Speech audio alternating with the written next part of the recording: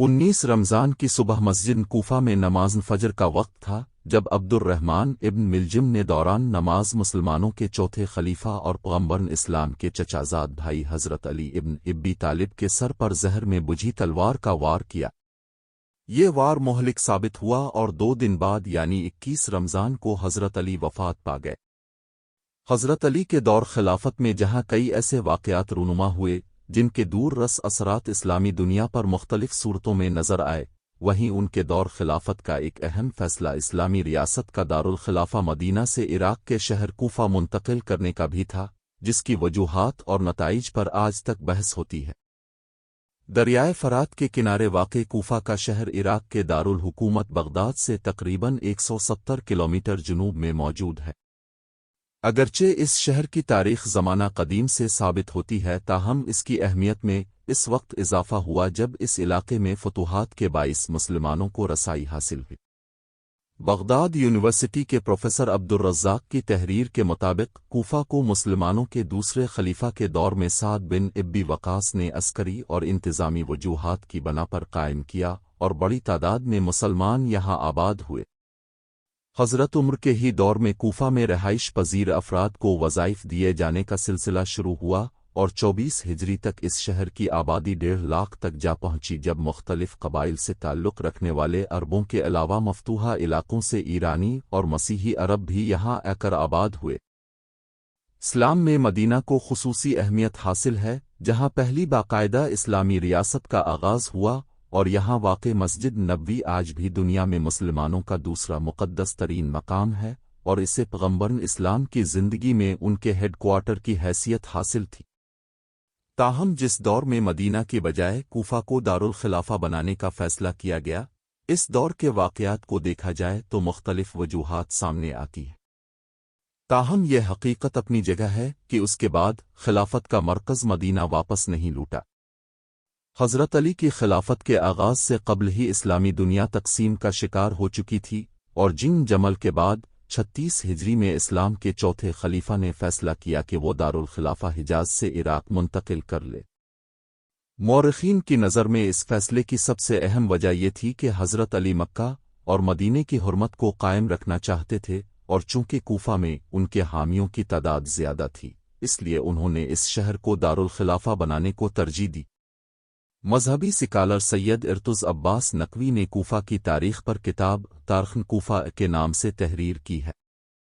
इस किताब में उन्होंने इन असबाब पर रोशनी डाली है कि हज़रत अली ने मदीने के बजाय कूफा को अपना दारुल हुकूमत क्यों करार दिया। वो लिखते हैं कि कूफा के अवाम ने सबसे पहले मालिक अश्तर की रहनुमाई में अमीर अल-मोमिनीन के हाथ पर बैत की और अमीर अल-मोमिनीन ने 36 हिजरी में अहल मदीना के 1000 जंगजुओं के हमरा कूफा रवाना हुए और कूफा में 12,000 जंगजू अब से आ मिले। जंग जमल में अक्सर कोफियों ने अमीरुल मोमिनीन की हिमायत की थी और फिर हज़रत अली ने इस शहर को दारुल खिलाफा करार दिया। सियासी व अस्करी वजूहात। इस ज़माने में इस्लामी रियासत के अहम मराकज़ में शाम में दमिश्क, हिजाज में मक्का और मदीना और इराक में बसरा और कूफा शामिल थे। ये वो वक्त था जब एक जानिब दमिश्क में मुआविया बन इब्बी सुफियान गवर्नर थे और वो हज़रत अली के खिलाफत संभालने के बाद शाम के लिए उनके मुकर्रर करदा गवर्नर सुहेल बन हनीफ को ओहदा सौंपने से इनकार कर चुके थे, तो दूसरी जानिब मक्का भी हज़रत अली के मुखालफीन के ज़ेर असर आया हुआ था। प्रोफेसर सैयद अब्दुल कादिर और मोहम्मद शुजा अल-दीन की किताब तारीख़ इस्लाम के मुताबिक इस फैसले की सबसे अहम वजूहात में से एक ये थी कि हज़रत अली मदीना को मज़ीद खाना जंगी से बचाना चाहते थे। किताब के मुताबिक हज़रत अली चाहते थे कि मदीना मकामी सियासी तनाज़ात का मरकज़ ना बने और उनकी ख्वाहिश थी कि पैगंबर इस्लाम से वाबस्ता शहर को मुस्तक़बिल की खाना जंगी और मुमकिना जंगों से महफूज रखा जाए।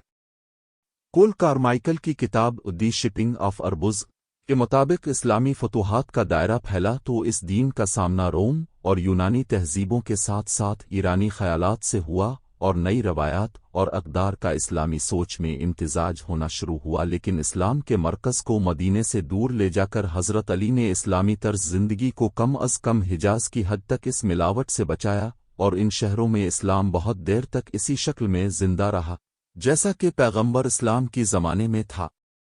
معاشی لحاظ سے بھی مدینہ اور حجاز کا علاقہ عراق شام کا سامنا کرنے کی قوت سے عاری تھا، کیونکہ مدینہ صحرائی علاقے میں واقع تھا جہاں کاشت اور زراعت و مال برداری اور فعال تجارتی سرگرمیوں کا فقدان تھا، جبکہ عراق علاقے کی آمدنی کا اہم ترین ذریعہ تھا۔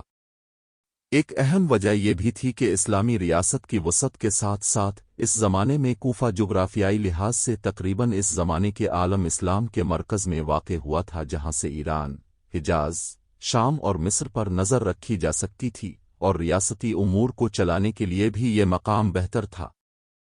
ایک اور وجہ یہ بھی بیان کی جاتی ہے کہ مدینہ انسانی قوت کے لحاظ سے شام کے ساتھ ایک ہمہ جہت جنگ لڑنے کی صلاحیت نہیں رکھتا تھا، جبکہ کوفہ خود بھی گنجان آباد شہر تھا اور بڑی آبادی والے شہروں کے قریب واقع تھا، چنانچہ یہ شہر ہر قسم کی جارحیت کا سدباب کرنے کی صلاحیت رکھتا تھا۔